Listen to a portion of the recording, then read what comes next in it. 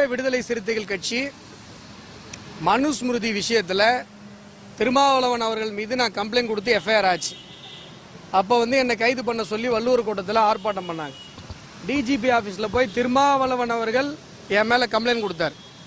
விடுதலை சிறுத்தைகள் கட்சியினர் தமிழகம் முழுவதும் எல்லா போலீஸ் ஸ்டேஷன்லையும் ஒரே நாளில் என் மேலே கம்ப்ளைண்ட் கொடுத்தாங்க. கம்ப்ளைண்ட் கண்டென்ட் என்ன தெரியுங்களா? அஸ்வத்தாமன் கொடுத்த கம்ப்ளைண்ட்ல விடுதலை சிறுத்தைகள் தலைவர் திருமாவளவன் மீது எஃப்ஐஆர் போடப்பட்டுள்ளது. அதனால அஸ்வத்தாமன் மீது வன்கொடுமை சட்டத்தில் எஃப்ஐஆர் போடணும். இப்படிப்பட்ட ஒரு விசித்திரமான ஒரு கம்ப்ளைண்ட் நீங்க பத்திரிகையாளர் இதுவரைக்கும் கேள்விப்பட்டிருக்கீங்களா?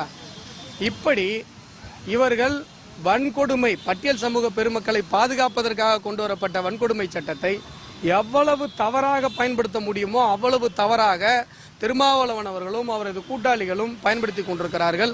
விடுதலை சிறுத்தைகள் அந்த சட்டத்தை தவறாக பயன்படுத்தி கொண்டிருக்கிறது என்பதற்கு என்னுடைய அந்த சம்பவமே ஒரு உதாரணம்.